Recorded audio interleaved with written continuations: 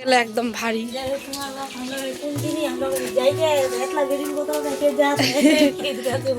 হ্যাঁ আসো।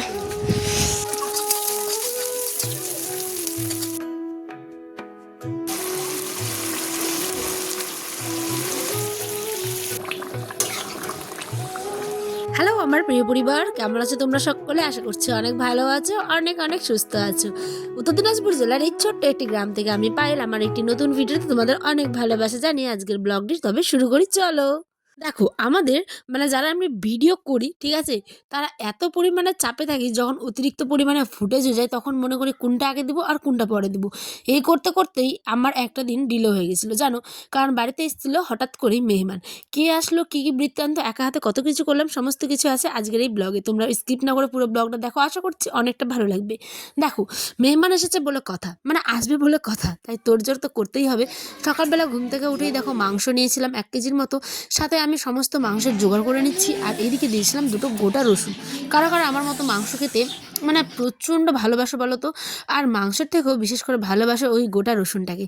আমাকে কিন্তু অবশ্যই ভিডিও শেষে কমেন্ট করে যেও। হ্যাঁ, এবার আমি একটু পোলা রান্না করব, মানে পোলাও। তো আজকে খাসা চাল যেহেতু নেই, তাই দেখো আমি একটু আতপ চালটা ভিজিয়ে দিয়েছিলাম।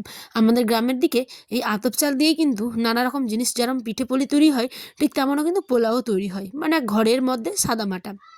ওদিকে আয়নসোনাকে আমি তো দেখতেই পেলে স্নান টান করে একদম পরিষ্কার করে দিয়েছি। এদিকে ঘরটাকেও গুছিয়ে নিলাম ভালো করে, তারপরে কিন্তু ঝাড়টার দিয়ে ঘরের কাজ আমার শেষ। এরপরে যাব হচ্ছে বাইরের কাজ করতে। তার আগে চলো, ঠান্ডার দিন বলে কথা, চটটা সবসময় মেঝেতে মানে বিছিয়ে রাখতে হয়, বুঝেছো? কারণ কি বলো তো, এই চটটা না বিছিয়ে রাখলে প্রচণ্ড ঠান্ডা লাগে পায়ের মধ্যে। আর আয়নসোনা তো এখনও ছোট্ট, ওই হাঁটাহাঁটি করে ঘরে, তাই আমরা সারা দিন রাত্রি এই চটটাকেই গুছিয়ে মানে বিছিয়ে রাখি আর কি। তো এখানটায় আমি সমস্ত ঘরের কাজ করে নিয়েছিলাম। ব্লগটা সকালবেলা থেকে শুরু করিনি, মানে এই ধরো শুরু করতে করতে 11টা থেকে 12টা, সকালে বাসি কাজগুলোও কিন্তু হয়ে গেছে। এবার চলো রান্নাটাকে আমি বসিয়ে দিই। উনুনে করব মাংস রান্না, ঠিক আছে, কিন্তু পরে দেখবে উনুনটা তো আর করতে পারছি না, শুধুমাত্র এই সমস্যাটার কারণে। কি বলো তো, আমার যেহেতু উনুনটা বাইরে একদম পুরো ফাঁকা, আর ইদানিং দেখছে রৌদ্র দিচ্ছে, কিন্তু তারপরেও বাতাস যেন কমে না। তো বাতাসের কারণে যেহেতু খড়ের আঁচ, মানে এই পোয়ালগুলো মানে বিচালিগুলো বা পোয়ালগুলো জ্বালিয়ে রান্না করছি, সেই কারণে বারবার দেখো নিভে যাচ্ছিলো। আর এরম হলে তো মাংসটা মানে ধোয়া ধোয়া হয়ে যাবে। তো সেই কারণে দেখো সমস্ত মাংসটাকে তুলে আবার কিন্তু আমি নিয়ে চলে আসলাম হচ্ছে গিয়ে গ্যাসের মধ্যে। কারণ যখন মেহমান আসছে তো ভালো করে তো রান্না করতেই লাগবে, তাই না বলো? আর যদি ধোয়া ধোয়া হয়ে যায় তাহলে কি একটা বিচ্ছিরিভাবে মানে খারাপ লাগবে খেতে। তো সেই কারণে গ্যাসটাতে এনে এই যে ভালো করে কষিয়ে টষিয়ে একদম মশলা দিয়ে ভালো করে এখন এটাকে কষাবো। পেঁয়াজ আদা সমস্ত কিছু কেটে রেখে দিয়েছি আমি। এবার এটা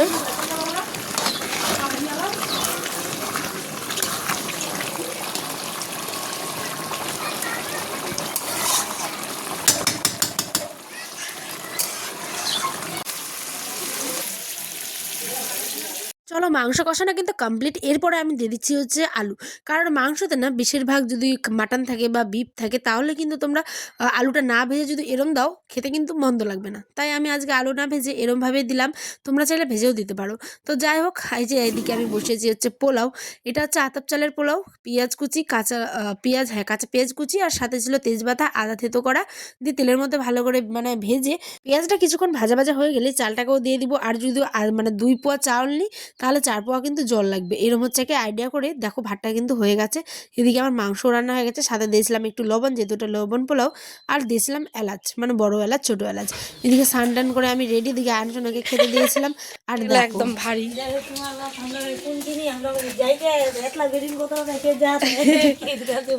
হ্যাঁ আসো। যন্ত্রপাতি সব কিসের যন্ত্রপাতি আছে এটাতে? শোনো, এটা কি? নাকি এটা কি? কোনটা ফুলের দেখ কি আছে? গুড় না ও নাড়ু? এ মা, এত বড় গাড়ি খান ঠাই নষ্ট, এত বড় দাঁড়িয়ে কেন তো মিলাইলা? তো আজ বাবা এসেছিল হচ্ছে আমার বাড়িতে, মানে আমার বাবা। তো এদিকে বাঁধাকপির তরকারি, মাংস, পাঁপড় ভাজা, পোলাও, ভাত, আর বাবা নিয়ে এসেছিল হচ্ছে গিয়ে চপ।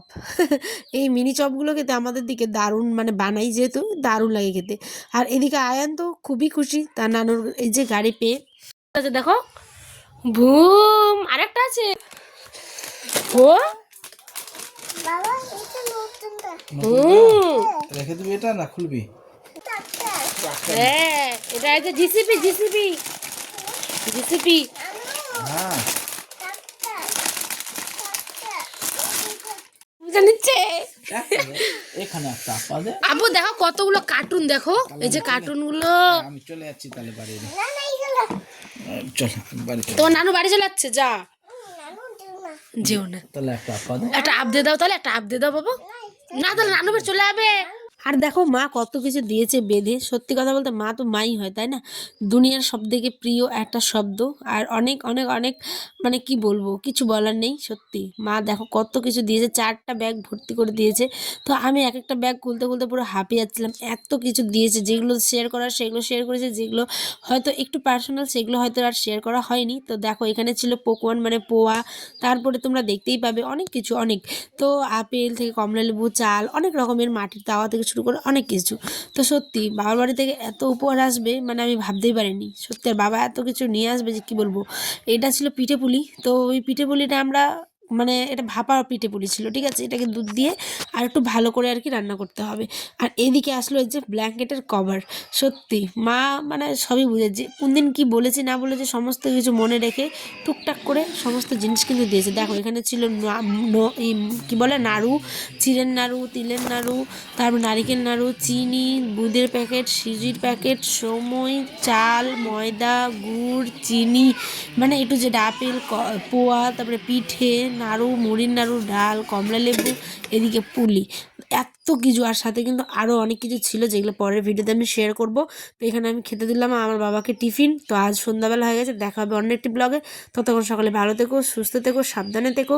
আর কারা কারা এখনও পিঠেপুলি খাওনি বা খাবে অবশ্যই আমার কমেন্টে জানিও, কারণ আমি তো কালকেই বানাবো। তোমরা ব্লগটা দেখতে ভুলো না কিন্তু।